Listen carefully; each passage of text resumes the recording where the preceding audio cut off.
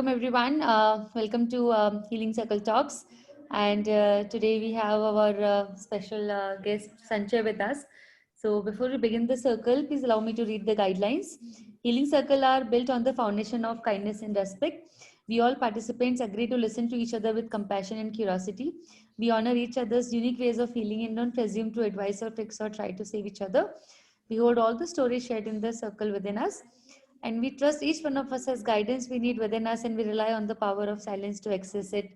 Thank you आप and मेरे साथ में आरोही भी हैं जो आज के हीलिंग सर्कल की को होस्ट हैं, एंड वो हीलिंग सर्कल को आगे लेके जाएंगी. And would like to introduce our speaker Sanjay Jain. He was a caregiver to his uncle who was diagnosed with renal cell carcinoma. उनको renal cell carcinoma था उनके अंकल को. The positive thing about being in this journey was that it had provided Sanjay with an opportunity to learn from him. He taught him what things to do and what not to do. His uncle changed his whole mindset towards life. He wanted to be a chartered accountant, but he taught him there are things in life that we have to follow other than education and get money. His uncle was passionate about fitness and Sanjay loved sports. He's thankful that he was around him and his uncle taught him so much about life. And Sanjay ये बताना चाहते हैं कि उनके uncle को जब cancer diagnose हुआ था, उन्होंने अपने अंकल से बहुत कुछ सीखा. और जब ऐसा सिचुएशन आता है लाइफ में तो हम कई बार सोचते हैं कि क्या मैटर करता है, राइट? एंड उस वक्त शायद इतनी मटेरियलिस्टिक चीज़ें मैटर नहीं करती है. उस वक्त ये मैटर करता है कि हम अपनी लाइफ कैसे जी रहे हैं, हम कितनी लाइफ को टच कर रहे हैं, क्या हम ट्रू वे में लाइफ को जी रहे हैं या फिर बस जीने के लिए जी रहे हैं. एंड पैशन को फॉलो करना, और होता है ना कि जिंदगी का कोई भरोसा नहीं है, तो आज खुल के जियो. I think that's what he learn from his uncle. And हम संजय से सुनना चाहेंगे कि उनका जर्नी कैसा था केयर गिविंग का. एंड यहाँ पे काफ़ी cancer patients, warrior, survivors, care givers हैं. So would love to hear from you. आपके अंकल का स्टार्टिंग से डायग्नोसिस से लेकर के क्या ट्रीटमेंट हुआ, क्या चैलेंजेस आप लोगों ने फेस किया as a family, and learnings क्या थी उससे. So yeah over to you Sanjay and Aarohi. Thank you so much. Thank you, ma'am. First of all, I welcome Sanjay, and kudos to you that you were such a great caregiver. I'd like to begin by requesting you to introduce yourself, a brief introduction about you and your uncle, and then we would proceed further. Sure. Thank you so much, Arvind and Dimple, for giving me this opportunity. I'll start with I'm Sanjay Jain, 23. I'm currently pursuing CPA, and we live in a joint family. So my uncle and my dad, they were the only two brothers, and there are two sisters who live in Delhi. So, and the best thing I would like to add here and point out that we are 6 kids in our home, and I am the eldest, not the eldest of all, but eldest of all the boys. So there are 3 girls and 3 boys, and I am the eldest of the boys. Last, I'll start with the journey with, if it's okay. Yeah, sure. So basically, my uncle was diagnosed with CKD, which is chronic kidney disorder. He was diagnosed around 10 to 15 years back from today. So that time, the doctor under which he was consulting, he said it's not so big, much to worry about. So just control on his diet and everything will be fine. Till 2018, everything was completely fine. He was controlling his diet. He had to run along a lot of ways because he was working in an industry which used to provide soft skill and upgrading skills to students and those who are unemployed, so that they can get an opportunity somewhere in the working class. And the name of the company is CIA. Hi sorry Sanjay, हम लोग इसे हिंदी में कर सकते हैं क्या? Sure definitely, कोई चिंता नहीं, एकदम भी. तो हाँ, तो वो उसमें काम करते हैं. उनका बेसिकली क्या था काम कि the eastern region was under him, so he had to travel to and fro from cities to cities, and like he is leaving Calcutta today 4 in the morning and coming at the same day by 12 back home after doing his work. So that was the journey he used to do for his work. But everything was fine. सब कुछ ठीक चल रहा था 2018 तक. 2018 की 30th December 2018 he was actually having a little bit pain in his chest and his stomach area. पेट की तरफ में उनको ज्यादा दर्द हो रहा था. उस टाइम हम लोग ने भी सोचा कि कुछ तो है, let's take him to the hospital. And जो डॉक्टर से हम कंसल्ट कर रहे थे उनके पास हम लेके गए. तो यहाँ पर एक काफी जानी चीना हॉस्पिटल है, वहां लेके गए थे. वहां पर उनका जो डॉक्टर है उन्होंने कुछ टेस्ट किए जिसमें से ब्लड टेस्ट था, ईसीजी वगैरह एंड ऑल था. The one thing which he had missed, जो उन्होंने नहीं किया था, वाज यूएसजी. एंड हम लोग को बाद में हम लोग को रियलाइज हुआ कि ऐसा क्यों, क्योंकि अगर कभी जनरली किसी के पेट में कहीं दर्द होता है ना, तो फर्स्ट स्टेज इसकी उसको यूएसजी करके उनका समझे कि अल्ट्रासाउंड से क्या कुछ है कि नहीं है. बट वो हमारे साथ नहीं हुआ था. So we were like okay चलो, उन्होंने लंग्स का टेस्ट किया था एंड इसका क्या. On the new year eve I remember कि उनका रिपोर्ट्स आए थे. तो रिपोर्ट्स में आया था डॉक्टर के हिसाब से एंड रिपोर्ट के हिसाब से डिसाइड कि उनको ट्यूबरकुलोसिस है, टीबी हुआ है इन चेस्ट रीजन. एंड वहां पर उन्होंने जो भी उसका क्या बोलते हैं, मतलब जो ट्रीटमेंट का जो पूरा 3 to 4 months का उन्होंने बताया था कि आपका ये ट्रीटमेंट है, ये दवाइयाँ चलेगी, ये है. तो हमने बोला ठीक है, कोई दिक्कत नहीं. उनको सर्दी खांसी थी एंड और भी पेन वगैरह हो रहे थे चेस्ट रीजन एंड पेट के रीजन में, लेकिन हमने बोला हो सकता है कि ट्यूबरकुलोसिस का है, तो कोई इशू नहीं. 2 जनवरी को, मतलब न्यू ईयर, उन्हें हम लोग ने सबने हॉस्पिटल में ही काटा था. उसके बाद हम 2 या 2 को हम घर आ गए थे उनको लेके. तो वो बहुत ही ना, मतलब आई वुड से कि मैंने तो जनरली नहीं देखा कि कोई अगर इतना सफर करता है ना, तो वो इतना स्ट्रांग कैसे रह सकता है. आई एम श्योर आप लोग ने सबने अपनी लाइफ में किसी ना किसी को देखा होगा कि वो इतनी परेशानी से गुजर रहा है, फिर भी वो बंदा इतना स्ट्रांग कैसे है. तो हमको सामने से देख के हमको एक अलग सा लगता है कि जोश आ जाता है कि यार जब ऐसे लोग कर सकते हैं, हम लोग तो क्या, हम लोग तो बच्चे, हम कुछ भी नहीं है इनके सामने, तो हम क्यों नहीं कर सकते हैं. फिर आगे चलते उनका ट्रीटमेंट चल रहा था. काफी बार उनको तकलीफें हुई, उनकी हेल्थ जो है धीरे धीरे खराब होती गई एंड काफी वीक होते गए. तो हमें लगा कि हमें कुछ और भी टेस्ट कराने चाहिए. तब in the month of May 2019 हम लोगों ने वो इसके लिए, कैंसर के लिए टेस्ट करवाया था. उसमें भी ऐसा हुआ था कि 5 टेस्ट कराए थे, 5 में से 3 वर पॉजिटिव एंड 2 वर नेगेटिव. तो वी वर आउट ऑफ, मतलब बहुत ही कंफ्यूजन वाला सिचुएशन था कि है कि नहीं है कि क्या है, हम लोग को कुछ नहीं समझ आ रहा. फिर हम जो कैंसर स्पेशलिस्ट हॉस्पिटल होता है वहां,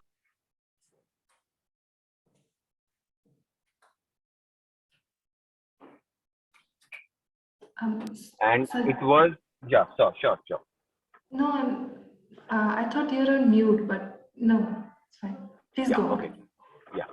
So उस टाइम जब पेट किया था, पेट स्कैन में पता चला था कि उनका आरसीसी कैंसर है stage 4. And this happened in time of 5 months. 5 महीने, 4 से 5 महीने के बीच में कुछ ऐसा ही हुआ कि यहाँ से हमें सीधा यहाँ न्यूज मिली. ठीक है, कोई दिक्कत नहीं. हमने बोला ठीक है.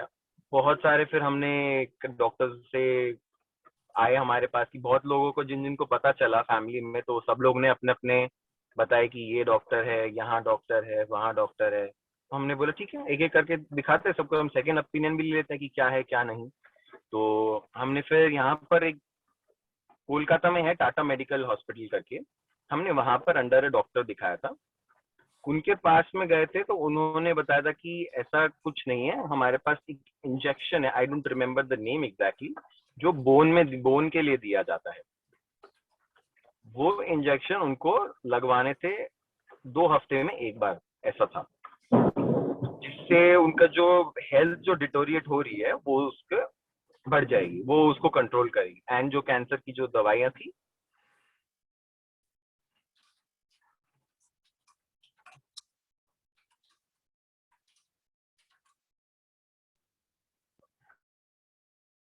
इन घर में उनकी तबीयत बहुत ही खराब हो गई थी. तब ही कुडंट मूव, मतलब हिलने में उनको बहुत परेशानी हो रही थी. हम लोग को हाथ लगा के ऐसे उठाना पड़ रहा था उनको बेड से. उनको चलने में भी बहुत ही ज्यादा वीकनेस लग रही थी. तो हमने सोचा कि क्या कुछ तो पक्का ही कुछ गड़बड़ है. तो संग संग हॉस्पिटल लेके गए. वहां पर उनका जो ब्लड टेस्ट करते हैं पता चला जो हेमोग्लोबिन था दैट वाज बिलो 7, जिसके वजह से उनकी जो ये हालत हो रही थी, जो बिल्कुल भी उठ नहीं पा रहे थे, कुछ नहीं कर रहे, उसके वजह से थी। बाद में हमें ये पता चला कि वो जो इंजेक्शन था जो डॉक्टर ने दिया था, उसका ये साइड इफेक्ट था जो हम लोग को बताया नहीं गया था कि ये हो सकता है। मेरे जर्नी में ऐसा मैंने पूरा देखा है कि बहुत ही फ्यू डॉक्टर्स हैं जिनसे हमें सही सलाह या पूरी तरह से फुल डिस्क्लोजर वाली सलाह मिली हो। हम लोग एक यही जगह पे थे जहाँ पर हम लोग को, क्या बोलूं, मतलब धक्का लगा था कि हर एक डॉक्टर से हम लोग को सही सलाह नहीं मिल पाई थी, या क्या ट्रीटमेंट होना चाहिए वो हमें नहीं मिल पाया था। फिर उसके बाद हमने सोचा कि ठीक है, कोलकाता में चल रहे हैं, why not go outside and कहीं पे हम पता करें। उस समय था जब मैं जेन ओंको से जुड़ा था साथ में, और उनके साथ जुड़ा था। मेरे को याद है उनके किसी से कांटेक्ट हुआ था वेबसाइट के थ्रू, तो उन्होंने मुझे कुछ डॉक्टर्स भी बताए थे, वो हमने यहाँ पर दिखाए थे। वो एक डॉक्टर थे, एंड सेकंड वाज जब हम उनको मुंबई में लेके गए थे, ये डॉक्टर एंड जो मुंबई के डॉक्टर थे, उनका जो स्टेटमेंट था दैट वाज एग्जैक्टली सेम, और किसी डॉक्टर से हमें एग्जैक्टली सेम ऐसा कुछ नहीं मिला था। हम मुंबई गए थे, मुंबई में नानावटी में हमने उनका इलाज कराया था। वहां पर दे यूज टू गिव इम्यूनोथेरेपी, जो कि आपकी महीने में एक बार लगती है। उनको बोला था कि 18 इंजेक्शंस लगेंगे उसकी, एंड उससे उनका बेटर रहेगा। बट ये हमको काफी बाद में पता चला। इसके पहले हमने आयुर्वेदिक, ये जड़ और मतलब होम्योपैथिक एंड जो जो आप जानते होंगे, हम लोग ने सब ट्राई किया था उनको, कि जिससे उनको रिलीफ मिले। There was this homeopathic doctor जो बहुत ही एजेड थे, एंड उनके ही मतलब मेरे अंकल के किसी फ्रेंड के थ्रू आए थे। वो यहीं कोलकाता में थे, बहुत ही एजेड, मतलब ही वाज अराउंड 70-75। मेरे को याद है क्योंकि मैं उनको उनके घर से लेके आया था गाड़ी में, उनको छोड़ा भी था। He was such a good doctor. उन्होंने दवाइयां दी थी, एंड उससे ही आफ्टर दैट हेमोग्लोबिन ड्रॉप वो अपने पैरों पे वापस खड़े हो पाए थे, मुझे याद है। बट कुछ रीजंस के वजह से हम उनसे कांस्टेंट टच में नहीं रह पाए थे, जिसकी वजह से हमें उनका भी जो ट्रीटमेंट था वो ब्रेक करना पड़ा। उसके बाद मुंबई आना जाना रहता था। चेन्नई में देयर वाज दिस प्लेस जहाँ पर आपको वो लोग 12 to 15 डेज रखते हैं, उनकी तरीके से खाना खिलाते हैं, वो दवाइयाँ वगैरह कराते हैं, वो सब था।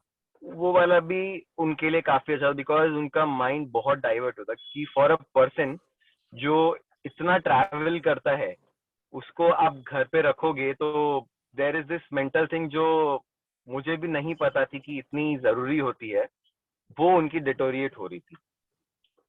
सबसे अच्छी चीज थी कि हमारे घर में हम 6 बच्चे हैं, तो हम 6 बच्चे ऑलवेज कोई ना कोई हम लोग सब मिलके उनके पास हमेशा रहते थे, सो दैट उनको कहीं सोचने का कुछ मौका ही नहीं दे हम लोग। उनके 3 बच्चे हैं। Smallest is currently in class 9, जो अभी क्लास 9 में है। उनके 3 बच्चे हैं, एंड जो एल्डेस्ट है वो मुझसे 1 साल बड़ी है। तो हम लोग हमेशा उनके पास रहते थे। मेरी जो सिस्टर है, सबसे बड़ी, जो हम 6 में है, वो उसकी बात सब लोग सुनते थे हमारे घर में, सब लोग। And she was like worked outside, वो घर पे रह चुकी है, बाहर काम कर चुकी है, लोगों से मिलती, तो शी हैड दैट नॉलेज कि हाँ क्या कर सकते हैं अपन, कहाँ जा सकते हैं। काफी सारे लोगों से उसने बात करी थी, तो उनसे एक इतना था उनको कि वो जैसा बोलेगी वो वैसी बात मानते थे। हम लोग जैसे बंगाल में होते हैं, हम लोग चाचा नहीं बुलाते हैं, हम लोग काका बोलते हैं, तो हम उनको काका बुलाते थे, तो हमारे लिए वो काका थे। उन काका दीदी की बात सारी मानती थी। मतलब कभी मान लीजिए आप देखेंगे ना उनको, तो वो ऐसा लगता है कि बहुत सैड हो गए कि उनको क्या, कोई शराब नहीं, कोई बैड हैबिट्स नहीं, कुछ नहीं। हम लोग जैन होके मतलब शुद्ध खाना खाते, प्याज, लहसुन, बैगन, ये सब भी हमारे घर में नहीं आता है। उसके बाद में जब किसी को ऐसी चीज होती है तो वो बेचारा बहुत ही सैड, क्या डिप्रेस हो जाता है। तो मुझे याद है वो उनकी माइंडसेट ऐसी थी कि एक टाइम पे उन्होंने कहा कि दादी को कि मम्मी मैंने कुछ गलत काम नहीं किया, मैंने कभी कुछ ये सब नहीं किया, तो मेरे को ही क्यों ऐसा हुआ, मेरे हमारे फैमिली में कहीं किसी को कुछ भी है तो मेरे साथ ही ऐसा क्यों हुआ। तो वो एक टाइम था जब उनकी मेंटल हेल्थ सच में बहुत डिटोरिएट कर रही थी। उस टाइम पे मेरी दीदी ने उनसे बात करी, उनको समझाया, तब जाके उनको कहीं एक आश्वासन मिला कि हाँ सब कुछ ठीक है, कोई कुछ नहीं होगा, मेरे घर वाले हैं, सब साथ में हैं, हम लोग सब साथ में इसको फाइट करेंगे। That was the time when he got even more stronger जो वो थे। उसके बाद से हमारी उनकी तबीयत जैसे जैसे डिटोरिएट होने लगी, उसमें उनको बहुत ही इश्यू होने लगी थी। तो उठ नहीं पाते थे, he could not go to the bathroom, तो हमने व्हील चेयर वगैरह मंगाई थी एंड घर पे ही मैं जनरली उठा के उनको लेके जाता था, करता था।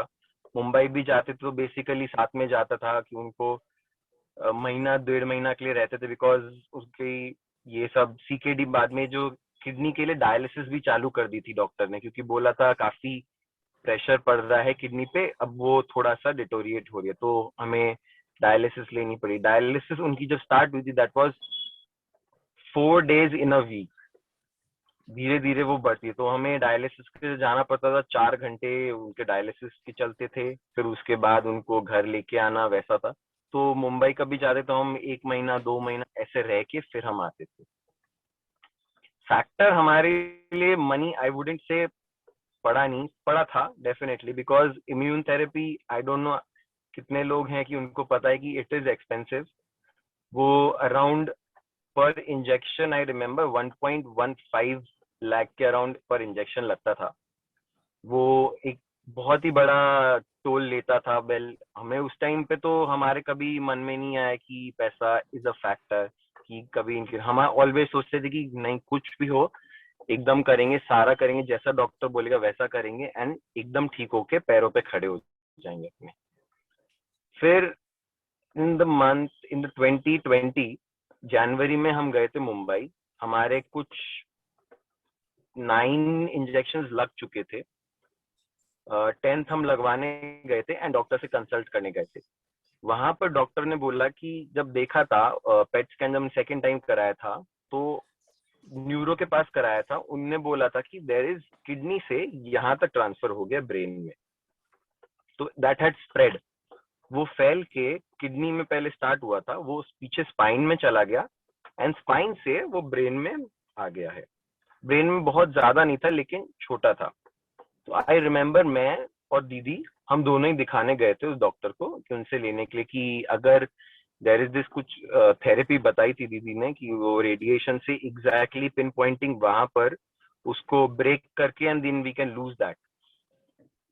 But the doctor said it is very difficult because उनकी जो हेल्थ कंडीशन थी वो काफी डिटोरिएट हो चुकी, तो उसमें अगर हम उनको रेडिएशन देते उतना हाई पावर का, तो there was very very difficult for him. तो हमने वो नहीं करवाया। इंस्टेड उनने बोला देयर इज की कम पावर की एक रेडिएशन आती है, वो आप दो जो नॉट एग्जैक्टली कॉन्सेंट्रेटेड बट उस पूरे एरिया पे वहां पर आपको रेडिएशन वेव्स देंगे जिससे वो सपोजिटली स्लो हो जाएगा। But that was the time when he said कि अगर everything goes well it is fine, otherwise he has another 6 to 7 months। उन्होंने उस टाइम बोला था, this was in month of January 2020। तो वो हमारे लिए थोड़ा शॉकिंग था कि हम लोग इतना कर रहे हैं, कहीं ना कहीं कुछ तो मिस हुआ है जो हम नहीं कर पाए हैं। फिर उसके बाद नानावटी में हम लोग गए वहाँ हॉस्पिटल में, तो वहाँ डॉक्टर से रेडिएशंस दिए थे, डायलिसिस चल रही थी साथ में, तो काफी दिक्कत होती थी। वो सिटिंग उनकी 5 सिटिंग्स थी जिसमें उनको बीच में एवरी डे उनको रेडिएशन के साथ उनको डायलिसिस लेना पड़ता था। So 4 hours of dialysis and another 2 hours of this radiation. That was 5 days. So I remember first day उन्होंने लिया था, it went fine. Second day जब आप डायलिसिस नहीं कराते हो ना तो आपका बॉडी स्वेल होना स्टार्ट हो जाती है, बिकॉज बॉडी में जो इम्प्योरिटीज है वो किडनी पास थ्रू नहीं कर पाती है एंड आपके पूरी बॉडी में डिस्ट्रीब्यूट हो जाती है। तो उनका एकदम फेस एकदम स्वेल हो गया था, बिकॉज रेडिएशन में जब वो माथे में देते हैं ना तो आपका एक फेस मास्क टाइप का एक लगाते हैं विच इज ऑफ प्लास्टिक का, सो दैट की करेक्ट पोजीशन रहे हेड की एंड सही जगह पे जाए। तो आई रिमेम्बर सेकेंड डे जब उनके वो प्लास्टिक शीट जब लगाई थी, इट हैड चेंज्ड शेप, उनकी जो गर्दन थी, spine, that had turned this side and पूरा फेस स्वेल हो चुका था। तो हमें समझ नहीं आ रहा था, बट द डॉक्टर सेड कि उनको आप डायलिसिस पे कराओ, डायलिसिस के वजह से ही उनकी इतनी स्वेलिंग हुई है। तो सेकेंड डे हम कंसेक्यूटिवली करा नहीं पाए थे because of that structure. Third day हमने डायलिसिस कराई, ही केम बैक टू नॉर्मल। उसके बाद हमने उनकी रेडिएशन कंप्लीट कराई। तो बात ये थी कि वहां से उन्हें रेडिएशन कराई, सब कुछ कराया, हमने कराया, इंजेक्शन भी ले रहे थे। धीरे धीरे धीरे वो कहीं हमको लग रहा था कि वो ठीक भी हो रहे हैं, बट कभी कभी ऐसा लग रहा था कि वो डिटोरिएट हो रहे हैं। लास्ट में ऐसा हुआ कि इन the month of March and अप्रैल मेरी दीदी की शादी हो चुकी थी 2019 में नवंबर में। तो घर पे वो सबसे ज्यादा दीदी की ही सुनते थे, एंड दीदी की शादी हो गई थी नवंबर 19 में। उसके बाद जनवरी में जब ये पेट्स हुआ तब दीदी साथ में गई थी, लेकिन घर पे नहीं रहती थी, तो घर पे हम बच्चे ही रहते थे। तो हम कभी उनको बोलते थे ना, तो वो उतनी फोकस या उतने उससे सुनते नहीं थे हमारी बात, बहुत लाइटली ले लेते थे। मम दादी बोलती तो दादी की बात भी, पापा बोलते तो पापा की बात भी उतना सीरियसली नहीं लेते थे। तो वहां से उनकी मेंटल हेल्थ थोड़ी थोड़ी थोड़ी थोड़ी करके ही स्टार्टेड लूजिंग इट, कि क्या होगा क्या नहीं होगा। एंड वहां से धीरे धीरे धीरे in month of March and April के करीब करीब ही started to lose his mental strength. So ऐसा होता था कि घर पे बैठे हैं, रूम में बैठे हैं, हम उनको बोल रहे हैं कि आप अपने ही घर पे हो, बट नहीं, वो नहीं मानते थे कि नहीं मैं घर पे नहीं हूँ, मेरे को घर लेके चलो, तुम लोग कहाँ ले आए हो, ऐसा सीन होता था। एंड हम लोग लिटरली समझ नहीं पाते थे कि क्या चल रहा है इनके माथे में एंड क्या सब हो रहा है इनके साथ। बिकॉज उस टाइम वो जिस ट्रेन में थे, गाड़ी से मैं डायलिसिस पे भी लेके जाता हूँ, एक छोटा सा गड्ढा भी होता था ना, वो उनको फील होता था। हर एक गाड़ी में धीरे धीरे धीरे धीरे चला रहा था, मतलब हम गाड़ी तो ऐसे चलाते थे, मतलब कि आप मानेंगे नहीं, आजू बाजू के सब हॉन्क कर रहे, वी डोंट केयर। हमें पता था कि हमें एकदम धीरे धीरे लेके जानी है। उनको एक एक गड्ढा जब फील होता था ना, यूज टू पीछे बैठ के बोलते थे, शी धीरे चला धीरे चला। मैं बोला ठीक है, और धीरे चला लेते हैं, ये होता था।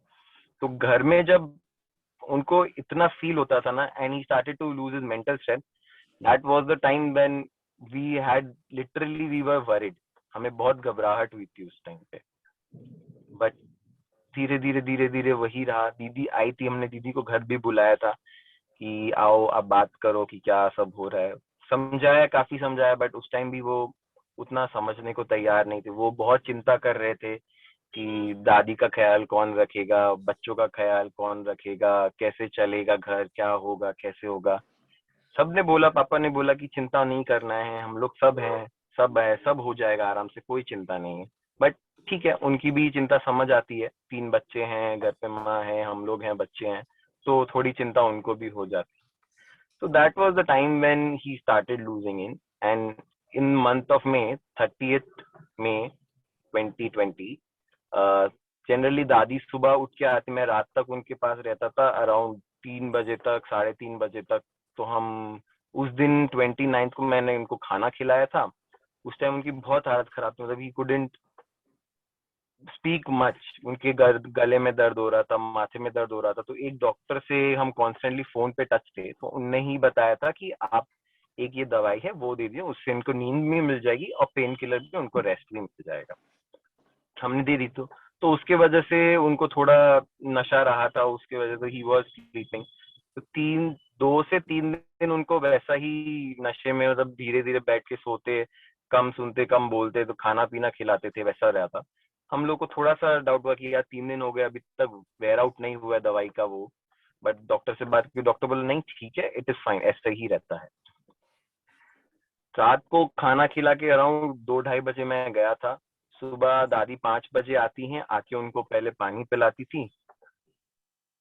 तो सुबह 5 बजे आई थी एंड नो रिस्पॉन्स नहीं मिल रहा था। मैं ऊपर रूम में गया था एंड सडनली दादी ने आवाज लगाई, शीश सब लोग जल्दी आओ, जल्दी आओ, देखो क्या नहीं हो रहा है। तब हम लोग थोड़ा डर गए थे, हम लोग आए, फटाफट उनको लेके गए, गाड़ी में हॉस्पिटल लेके गए। देन डॉक्टर सेड कि ही इज नो मोर। ऐसे ही रात में कहीं पे कुछ हुआ होगा, because they were not sure about it. They said कि 4 to 5 hours back ऐसा कुछ हुआ होगा, couldn't say anything and the reason भी नहीं बता पाए. So that was the time कि we had nothing to say and फिर थोड़ा सा माहौल खराब रहा. तो ये थी उनकी पूरी जर्नी. इसमें एक चीज जो सबसे अच्छी रही थी कि हमने इतना टाइम स्पेंड नहीं किया था उनके साथ, वो कभी इतना घर पे रहे नहीं थे हमारे साथ. बट लास्ट 1.5 साल में वो जो 2019 एंड 2020 का जो रहा था, 24 घंटे में से हम 20 घंटे उनके पास ही रहते थे. वहां पर वो हमें बातें बताते थे, अपने लाइफ की एक्सपीरियंसेस बताते थे, हमें बताते थे कि कैसे हमें अपनी लाइफ बढ़नी चाहिए. उनको पेड़ों का बहुत शौक था. अभी भी हमारे घर में around 300 to 350 pots and plants हैं हमारे घर में, जो उनके काफी लगाए हुए थे. उन्होंने हमसे मई में, मेरे को ध्यान है 29 में, हम सब बच्चों से कंपटीशन कराया, तुम लोग पेड़ लगाओ, जिसका बढ़ेगा उसको मैं प्राइज दूंगा, मेरी तरफ से उसको इनाम मिलेगा. हम लोग बहुत खुश हुए थे. हम लोग ने बच्चों, समर वेकेशन चल रहे थे सबके, हम लोग ने सबने अलग अलग लगाया था. सबके अलग अलग पेड़ आए थे, किसी ने फ्रूट्स लगाए थे, किसी ने वेजिटेबल लगाए थे, सबके आए थे. सबको बहुत खुश हुए थे. वहां पे वो हम लोग को इतनी सारी ज्ञान की बातें, इतनी सारी इम्पोर्टेंट लाइफ लेसन सिखा के गए कि मैं बता नहीं सकता हूँ. कि पता नहीं, मैं बोल नहीं सकता कि अगर वो टाइम मैंने स्पेंड नहीं किया होता तो क्या होता एंड मैं कहाँ होता. आज भी अभी भी पूरे घर में 350 पॉट्स मैं देख रहा हूँ, मैं संभाल रहा हूँ. इट्स लाइक मेरे को कुछ देके गए हैं, मेरे लिए बच्चे हैं वो मेरे, मैं उनको संभाल रहा हूँ, मैं देख रहा हूँ. एंड जब आप अपने आप से किसी एक बीज को बोओगे, वो पेड़ उगता है, वो जो फल देता है, वो जो एक खुशी मिलती है, आई डोंट नो कितने लोग इससे रिलेट कर पाएंगे, बट या वो जो खुशी मिलती है वो वर्ड्स में बता नहीं सकता. ये रही थी जर्नी एंड इतने सारे लाइफ लेसन. मेरे को फिटनेस में इतना शौक था, ये था एवरीडे. काका क्या सुबह सुबह जाते थे, जब बाहर ट्रैवल नहीं कर रहे थे तो वो बैडमिंटन खेलने जाते थे. He was very much into fitness.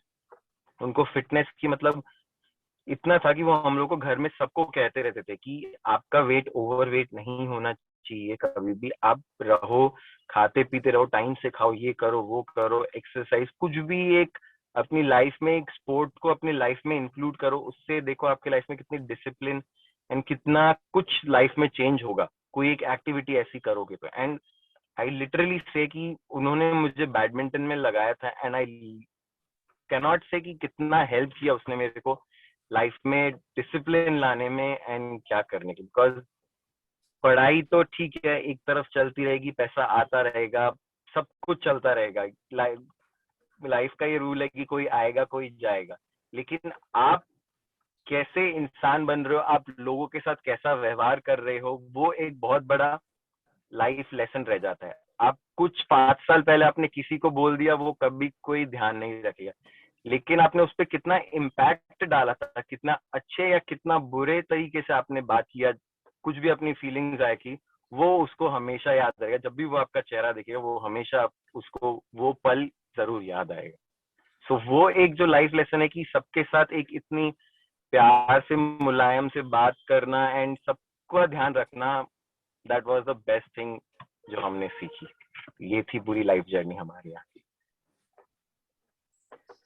तो संचय, व्हाट वुड आप दूसरे कैंसर पेशेंट्स और कैंसर केयरगिवर्स जो हमारे साथ जुड़े हुए हैं, आप उनको क्या क्या मैसेज होगा आपका, since you have been yourself a caregiver, तो आप कुछ मैसेज उनको देना चाहें? डेफिनेटली मैं दोनों पेशेंट एंड जो केयर गिवर है उनको और उनकी फैमिली को, सबको सिर्फ एक ही चीज कहना चाहूंगा कि आप इसको एक फेज की तरह लीजिए, कि ये आपकी लाइफ का एक ऐसा फेज है जो आपको स्प्रिंग की तरह नीचे पुश कर रहा है. एंड मैं फिर से कह रहा हूँ कि मैंने पहले भी कही थी जब मेरे एक और बार इनसे बात हुई थी, कि ये एक ऐसा फेज है, किसी एक स्प्रिंग को आप जितना नीचे दबाओगे आपको उतना ही सीखने मिलेगा. एंड अल्टीमेटली जब वो स्प्रिंग का टेंशन बढ़ जाएगा, तब वो छूट के आपको बाउंस बैक कराएगा. So this is a stage and this is a phase, a story of you and your family bouncing back from a stage like that. तो कभी हार नहीं मानना है, कभी दुखी नहीं होना है, हंसते हंसते सबके साथ एकदम आराम से कट जाएगा। मैं जानता हूँ मेरे लिए बोलना बहुत इजी हो रहा है, बहुत लोग सुन रहे होंगे, वो बहुत टेंशन ले रहे होंगे, ये हो रहे होंगे, बट बिलीव मी, आपका ये फेज है, आई एम टेलिंग यू, आराम से कटेगा। बस हिम्मत रखिए एंड सामने वाले को हिम्मत दीजिए, एकदम अच्छे से कटेगा।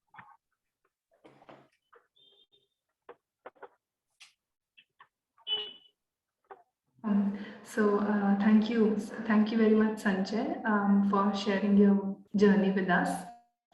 अब मैं जो हमारे बाकी जो लोग हमारे साथ जुड़े हुए हैं, मैं उनको रिक्वेस्ट करूंगी कि अगर उनके कुछ उनके इनपुट्स हों तो दे आर मोस्ट वेलकम, वो अपने इनपुट्स हमारे साथ शेयर करें प्लीज।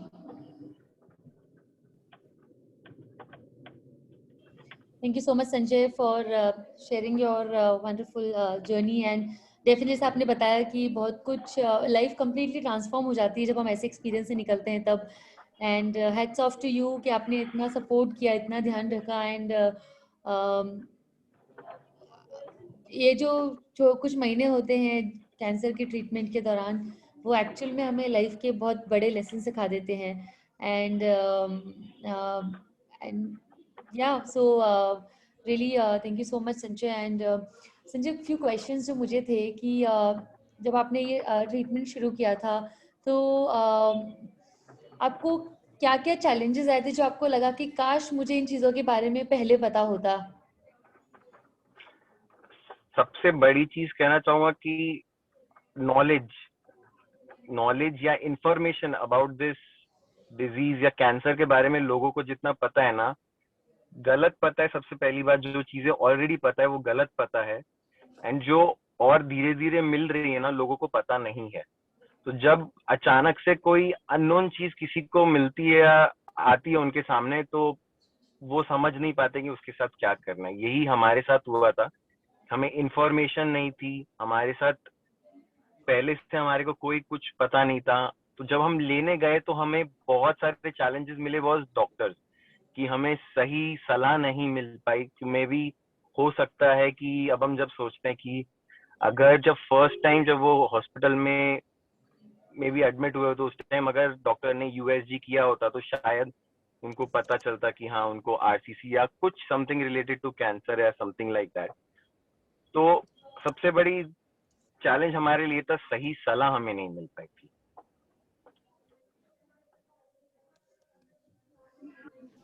राइट। और आपने जो सही सलाह की आप जब बात कर रहे हैं कि जैसे कई लोगों को मेडिकल का नहीं पता होता है, स्कैन का नहीं पता होता है, कुछ और भी थेरेपी हम कर सकते हैं, लाइफस्टाइल चेंजेस कर सकते हैं, उसका नहीं पता होता है। तो आपको एग्जैक्टली किन किन चीज़ों का लगा कि मुझे नहीं पता था? बेसिकली ओवरऑल बोलूं तो सब चीज का ही नहीं पता था। लाइफस्टाइल में क्या चेंज करना है उसका भी नहीं पता था। मेडिसिन, सबसे बड़ी बात की कौन सी किस स्टेज पे लगेगी उसका नहीं पता था। एंड डॉक्टर्स तो हमें मिल जा रहे थे, हमने बहुत सर्च किया तब जाके हमको मिले थे, बट किसी भी बारे में हमें इंफॉर्मेशन नहीं थी। तो ये था चैलेंज हमारे लिए। समझ गई मैं, ठीक है। और जब आपको सबको ये पता चला था कि उन्हें कैंसर है, तो हम हमेशा ये पहली बार बहुत ही शॉक की तरह आता है। सो आप लोगों ने एज अ फैमिली उस शॉक को कैसे वेयर किया? पहले जब ये हुआ था तो मेरे पापा, दीदी एंड काकी, ये तीनों जन गए थे। उन लोग को ही पता चला, उनने ज्यादा किसी को कुछ बताया नहीं था, बिकॉज फर्स्ट स्कैन है कि क्या है पता नहीं था। आफ्टर 2 days, आई रिमेम्बर 2 या 3 days हम लोग को सबको पता चला, तो हम लोग काफी शॉक थे, बिकॉज हमारे फैमिली हिस्ट्री में कहीं किसी को नहीं है, एंड एज सच कुछ बैड हैबिट या ऐसा कुछ नहीं था कि जिससे आ सकता था। तो हम बहुत ही कंफ्यूज्ड एंड शॉक्ड थे। ये सबसे बड़ा रिएक्शन मैंने सबके में नोटिस किया कि हम जिसको भी बताए, first was they were confuse and second obviously they were shock. तो they were confuse shock at that point जब हमने न्यूज सबको बताई थी। तो आपने अपने जो इमोशनल और मेंटल वेलबींग है उसके लिए, मतलब आप एज अ फैमिली आपने किस तरह से उसको मेंटेन करके रखा? किस तरह से मैं आपको बताऊं कि मैंने बाकी का तो मैं बता नहीं सकता, बट मैंने जितने भी हैं घर में, मैंने सबका एक वो फेज देखा था कि सब जब ब्रेक डाउन होती है ना सबकी मेंटल हेल्थ, तब क्या होती है, वो मैंने फर्स्ट टाइम मैंने सबका देखा था। मतलब आई रिमेम्बर मेरे पापा को जब हम मुंबई गए थे उस टाइम पे भी उनको एक ऐसा मेंटल ब्रेकडाउन हुआ था कि वेदर बीइंग फाइनेंशियली या किसी चीज के लिए भी उस टाइम उनका मेंटल ब्रेक हुआ था। तो मुझे याद है कि हमने बोला था चिंता नहीं करनी है, अपने आप से हो जाएगा सब। एंड लिटरली हमने यही सबको, जितने भी जब भी कभी भी कुछ होता हम सबको हमेशा ये बोलते थे, हमें चिंता नहीं करनी, हम इतनी दूर आ गए हैं, हम आगे तक भी बिल्कुल ही जाएंगे। हम हमेशा अपने आप को सेल्फ मोटिवेट एंड हमारे आजू बाजू जो भी हैं हम उनको हमेशा मोटिवेट करते रहे पूरे रास्ते, क्योंकि हमें पता था कि हम अकेले तो आगे बढ़ नहीं सकते, हमें सबको साथ लेके बढ़ना है आगे।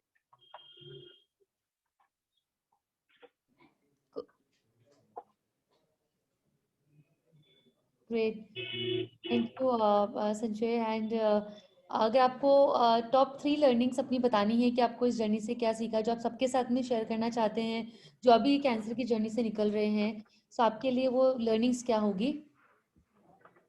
फर्स्ट है कि लाइफ में सब एक फेज की तरह लेना है। कभी कोई सैड है, कभी कोई बैड सिचुएशन है, कोई गुड सिचुएशन है, it will pass. You have to give some time and धीरे धीरे वो पास हो जाएगा। सेकेंड चीज, हमें हमेशा जो हमारे आजू बाजू उनको कभी डिमीन नहीं करना चाहिए, क्योंकि हमें कभी पता नहीं होता है किसके साथ क्या चल रहा है। एंड हम बहुत बार पहले से ही जज कर लेते हैं लोगों को एंड बहुत कुछ सोच के बहुत कुछ बोल देते हैं, जो हमें, मैंने ये सीखा है कि हमें कभी नहीं करना चाहिए। एंड तीसरी चीज, किसी कोई पेशेंट या ऐसा किसी से आदमी कभी मिलता है ना, तो उनसे हमें बहुत कुछ सीखने को मिलता है। कि हम बहुत बार सोचते हैं कि अरे ये बंदे को हुआ है, इससे क्या मिलेगा, कुछ मिलेगा, लेकिन मेरे को याद है, ये मेरा दूसरा है, मेरे फूफा जी को भी, उनको भी कैंसर हुआ था, उनको भी लिवर का कैंसर हुआ था। दिस 2020 में ही उनका अभी ही ऐसे ही पेट स्कैन के थ्रू उनका पता चला था।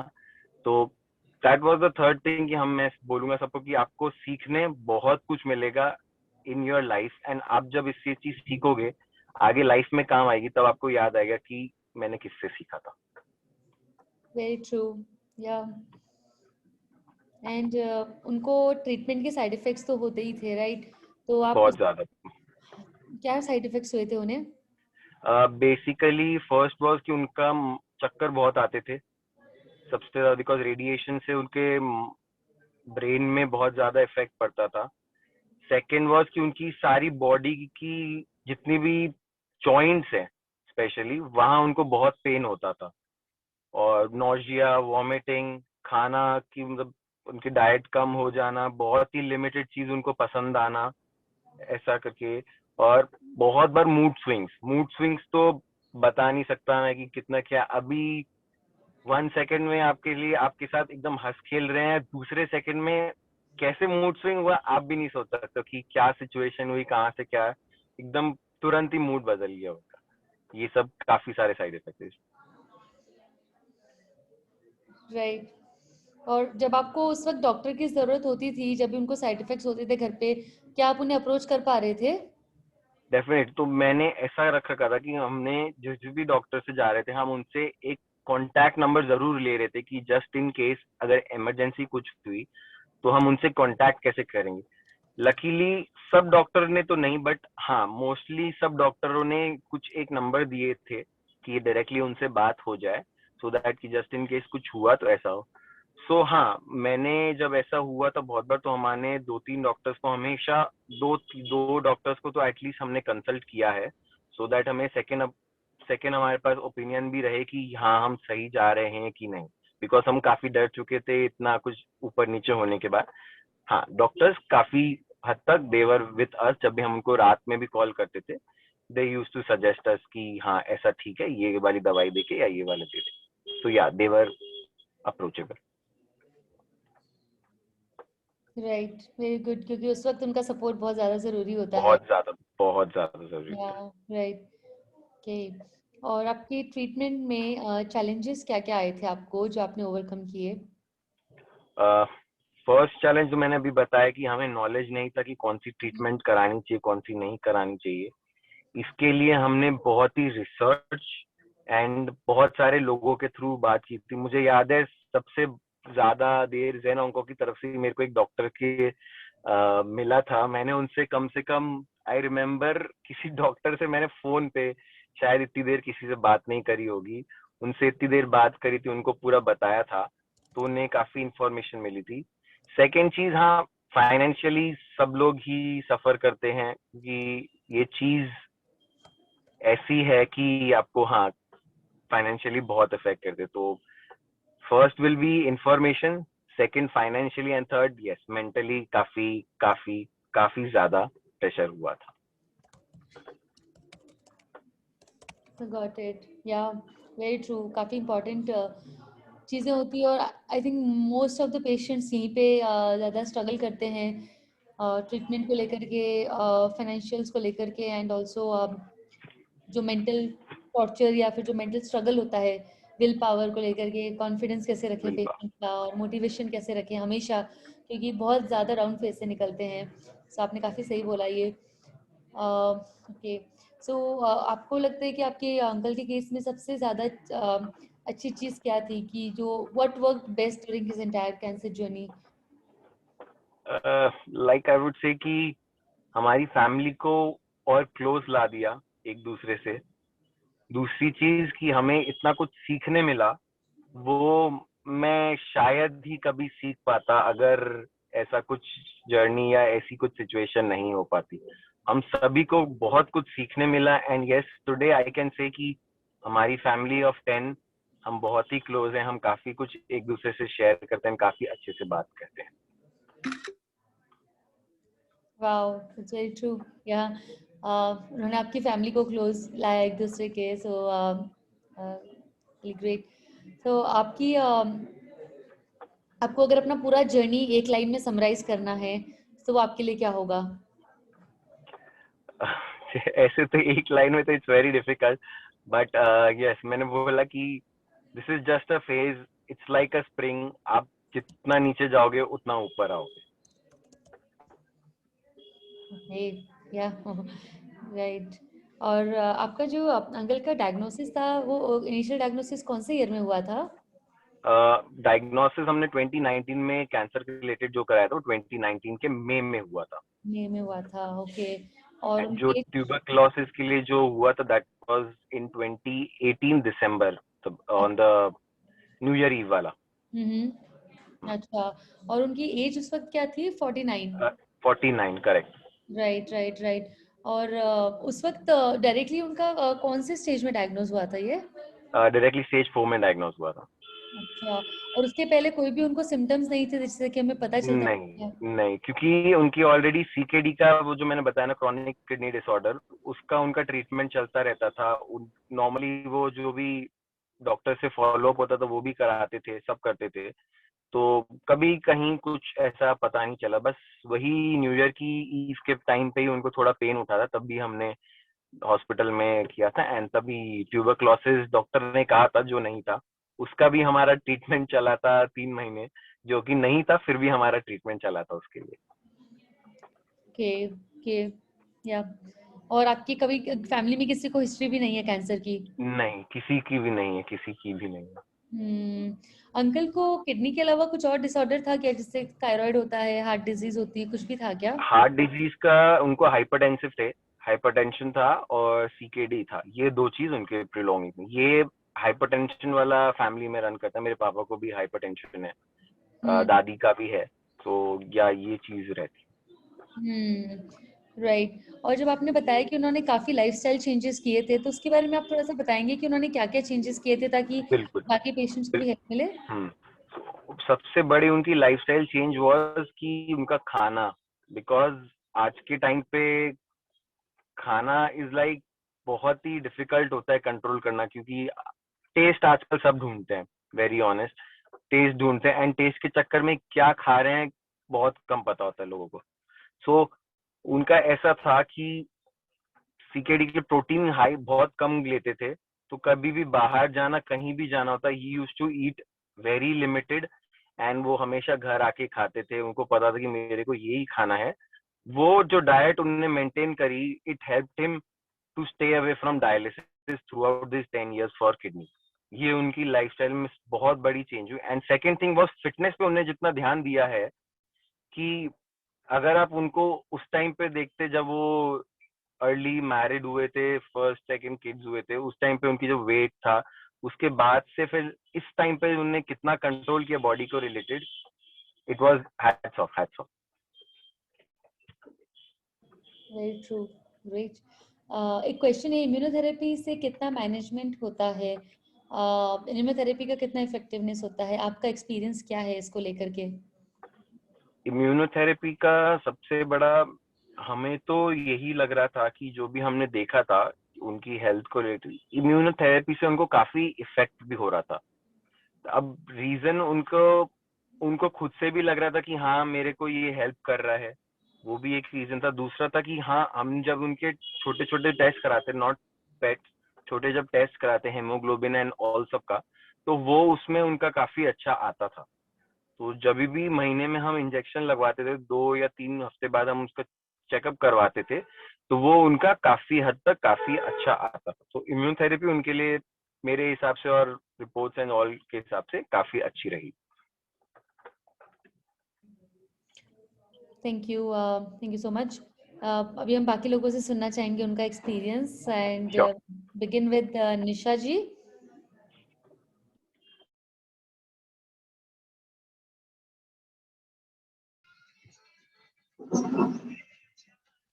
हेलो डिम्पल जी,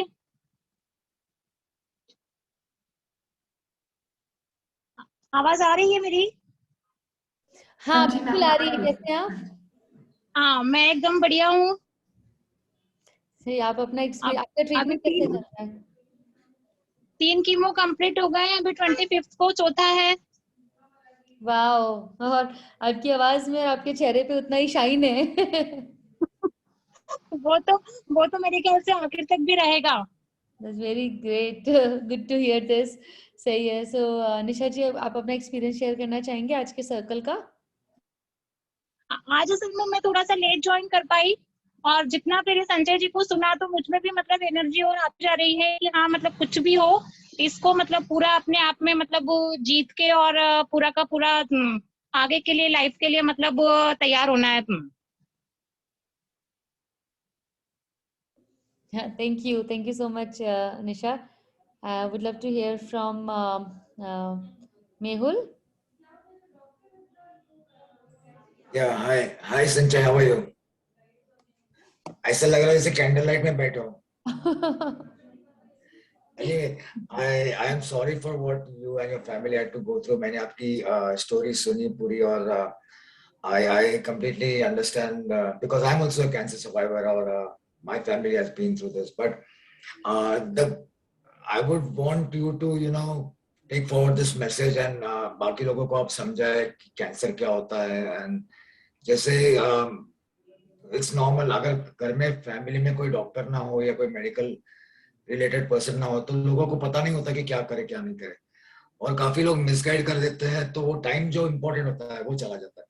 जो बेसिक जो जो टाइम जिसमें हम काफी लोगों को बचा सकते हैं, वो हाथ से निकल जाता है, फिर कुछ नहीं हो सकता. So that is, I would want people like you to, ना क्या होता है कि लोग अगर अपना रिलेटिव चला गया तो then they stop thinking about it and they move on their life.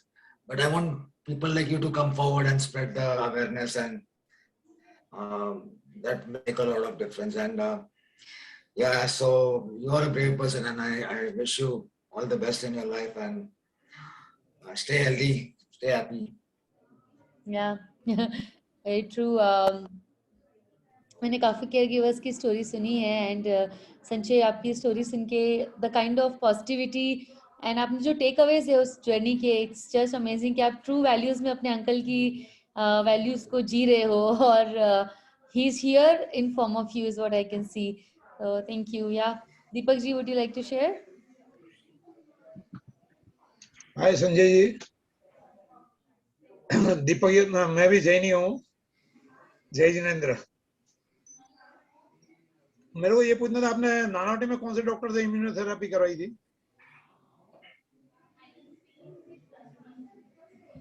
Sanjay आप म्यूट पे, मैं आपको अनम्यूट करने का रिक्वेस्ट दे रही हूँ. डॉक्टर अडवाणी करके थे, उनसे करवाई थी इम्यूनोथेरेपी, उन्होंने हमको एडवाइस किया था, उनके थ्रू करवाई थी। डॉक्टर अडवाणी तो सुश्रुत है, वहां पर ब्रिज कैंडी में है। अगेन उनमें ही करवा रहे थे, तो उनने ही हमको सबसे फर्स्ट इम्यूनोथेरेपी के बारे में बताया था, और उनके ही बाद हम वहाँ कंटिन्यू करते थे। एंड यहाँ आके कोलकाता आके हमने जो यहाँ के डॉक्टर थे उनसे करवाई कंटिन्यू। Great. Thank you. मैं भी केयर गिवर हूँ। अच्छा, Yeah, he's a caregiver. His wife is a warrior. So amazing, inspiring people around us. Great, Sanjay. Sanjay, it was really great knowing about your uncle's journey and as a family, how all of you came together to take care of him. And though he's not here in physical form, but वो हम सबके साथ में हैं और आपकी story में वो मैंने clearly देखा. Thank you so much for sharing it, and I'm sure कि काफ़ी लोगों को इससे बहुत कुछ सीखने को मिलेगा. और आई रिमेम्बर आप कब से इस जनोनको के साथ में जुड़े हैं, and I really appreciate it, admire it, and I am thankful and grateful कि हम जितना भी स्मॉल कंट्रीब्यूशन भी उस वक्त कर पाए आपके जर्नी में. So really thankful for that, and lot to do in this space. बहुत सारी चीज़ें करनी, जैसे आपने चैलेंजेस बताया, आज भी लोगों को वही चैलेंजेस आते हैं. सो बहुत कुछ है जो हमें सॉल्व करना है और लोगों को हेल्प करना है. So thank you. एंड निशा जी, आपको बहुत सारी बेस्ट विशेस अपनी ट्रीटमेंट के लिए, एंड ऐसे ही स्माइल करते रहिए. कल के साथ पूरा जर्नी आपका अच्छे से निकल जाएगा और आप भी यहाँ पे अपनी स्टोरी शेयर करेंगे एक दिन. सो या, thanks everybody, and thank you Sanjay, and we'll meet again in next Healing Circle Talks. Thank you. sure. Thank you so much. Thank you so much, everybody. Thank you so much.